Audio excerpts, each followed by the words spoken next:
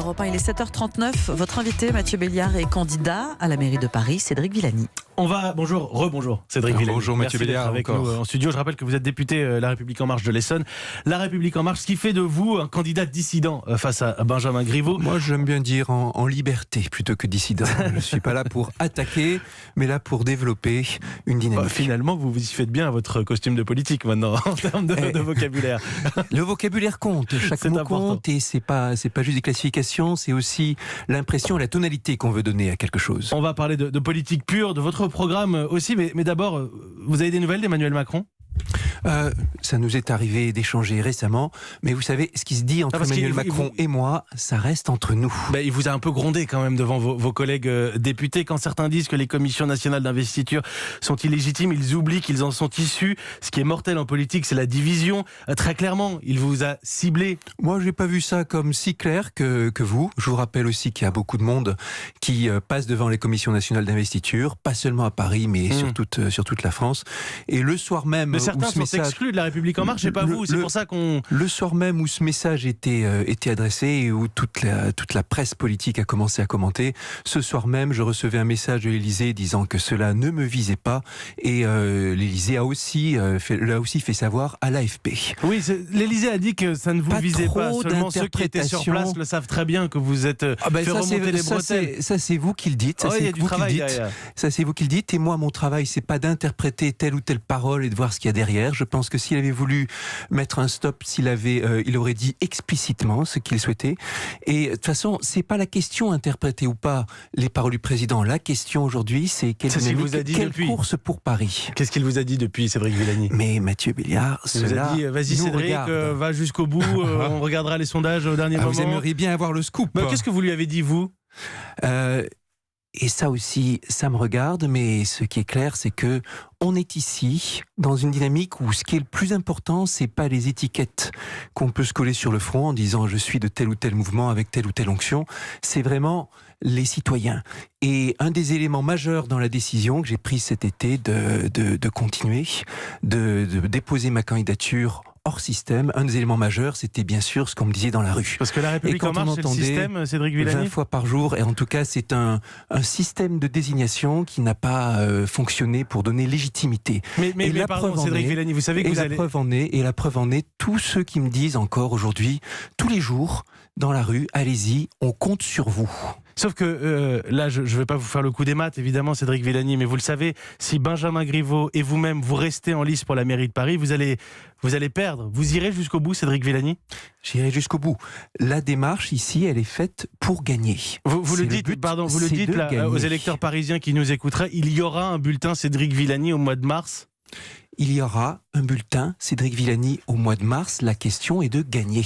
Au mois de mars, nous allons gagner les élections, c'est ma conviction.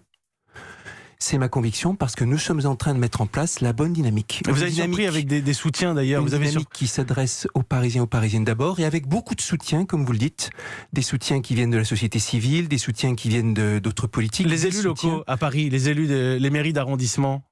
Et bien sûr, je discute avec beaucoup d'élus parisiens de tous les bords. Ça m'a valu d'ailleurs de me faire attaquer sur tous les tons. Ces derniers mois, on m'a dépeint comme un dangereux révolutionnaire d'extrême gauche, lambertiste. On m'a dépeint comme un dangereux réactionnaire d'extrême droite. J'en ai eu pour toutes les couleurs. Mais ce qui est vrai, c'est que je suis en train, avec une équipe très variée, extrêmement motivée, de mettre en place le débat, la construction du programme, le avec un système participatif, des soutiens, des militants parisiens qui vont construire le programme. Ça, c'est votre projet, c'est ce que vous lancez petit à petit, des ateliers pour construire votre programme. Des ateliers, bien sûr, il y a une vision, il y a un mouvement, l'éco-progressisme dont je me réclame, a une vision dans laquelle on développe l'écologie au service des citoyens, une ville pour tous, une ville vivable pour tous, remplacer la ville agressive que nous avons par une ville douce, et bien sûr sûr, il y a ce travail de terrain. Ce soir, par exemple, j'inaugurerai le comité de nos militants dans le 14e arrondissement. Et chaque arrondissement aura son comité avec des débats, des référents, et nous organiserons un débat avec différents thèmes qui vont scander la sur construction. les différents thèmes, évidemment, qui concernent les Parisiens. Au-delà de l'organisation, vous vous êtes fait épingler sur une vidéo sur les réseaux sociaux où vous n'aviez pas de réponse à apporter sur le prix du logement à Paris. On va rappeler que c'était 10 000 euros du mètre carré, que ça a dépassé les 10 000. Ça a dépassé en 10 000 euros du mètre carré. Est-ce que vous avez bossé depuis votre réponse, Cédric Villani? D'abord, on avait déjà bossé avant. Comme je m'en suis expliqué et comme le journal du dimanche l'a bien expliqué aussi, la vidéo a été perturbée parce qu'il y avait une interférence entre deux interviews. Si je me tourne dans la vidéo, c'est pas pour chercher de l'aide auprès d'un collaborateur. C'est bien votre réponse sur le logement. Et la réponse sur le logement, c'est que d'abord, comme le reste, ça va se construire avec les citoyens et les experts, et sur le logement, on mettra tout en œuvre pour que Paris soit une ville vivable pour tous. Et le logement, ça passera par du réglementaire, bien sûr. On a parlé de l'encadrement des loyers, évidemment, et peut-être d'autres mesures encore. Bien sûr, ça passera aussi par une meilleure prise en compte de Airbnb et peut-être des réglementations plus dures.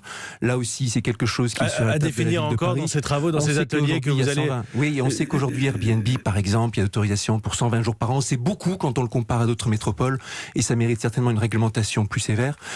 Il faut aussi rappeler qu'on ne trouvera pas de problème au logement dans un Paris qui est extraordinairement bâti si on se limite à ce qu'il y a dans le petit périmètre de Paris intramuros.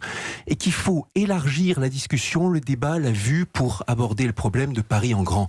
Paris en grand, c'est bien le premier grand thème que nous mettrons en débat.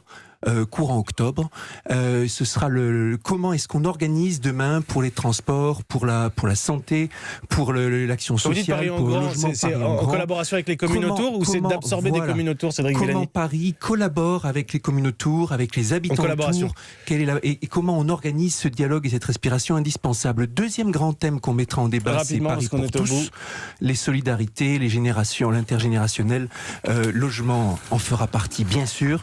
Le troisième grand thème, c'est le Paris des transitions. Comment Paris se lance dans la grande transition écologique dont nous avons tant besoin à l'heure du changement climatique. Et puis il y a le Paris du 21e siècle. Et le Paris du 21e siècle avec l'innovation. Je vois que vous avez bien suivi. Merci Cédric Villani. On est au bout. Nos débats. On va suivre évidemment vos débats. Vous ne vous désisterez pas. Vous l'avez dit, il y aura un bulletin Cédric Villani au mois de mars. Merci Cédric Villani d'être passé par le studio d'Europe 1 ce matin, à quelques mois de l'élection municipale parisienne, de toutes les municipales évidemment en France. 7h47.